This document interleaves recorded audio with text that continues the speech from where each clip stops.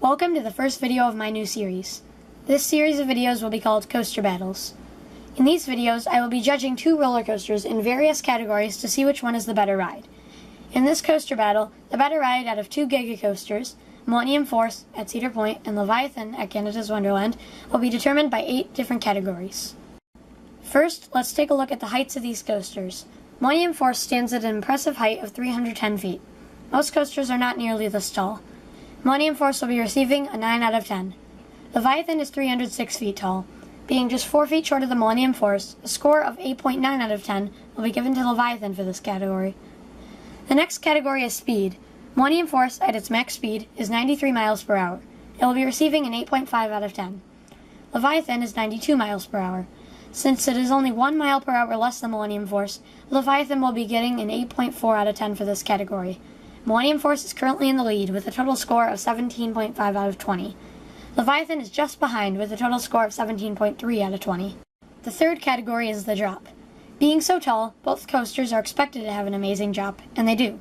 However, I prefer Leviathan's drop to Millennium Force's. There's something about Leviathan's drop that makes it feel like you are falling for a very long time. Millennium Force's drop is over too quickly. Both drops are phenomenal, however. Millennium Force will be receiving an 8.5 out of 10. Leviathan, with its amazing drop, will be receiving a 9.5 out of 10.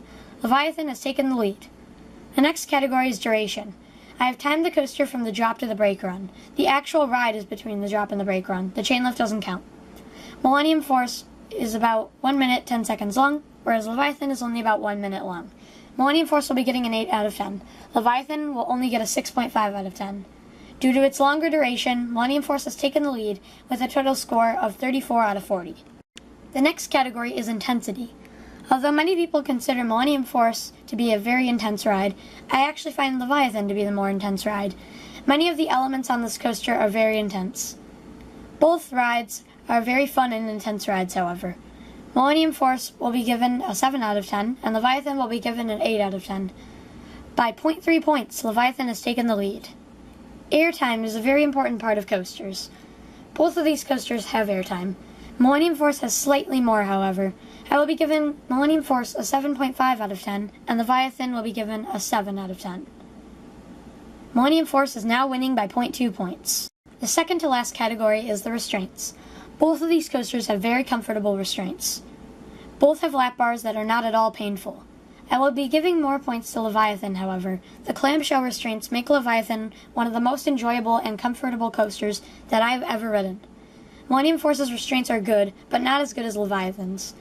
I will be giving Millennium Force a 9 out of 10 and Leviathan a 10 out of 10. Leviathan has taken the lead back from Millennium Force.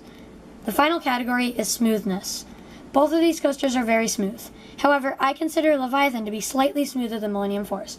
Leviathan is one of the smoothest coasters I've ever ridden. There is no rattle whatsoever. Millennium Force is smooth, but not quite as smooth as Leviathan. Millennium Force will be receiving a 9 out of 10. Leviathan will receive a 10 out of 10. The coaster battle is over. Leviathan has won by only 1.8 points. Both of these coasters are amazing, but Leviathan has come out on top.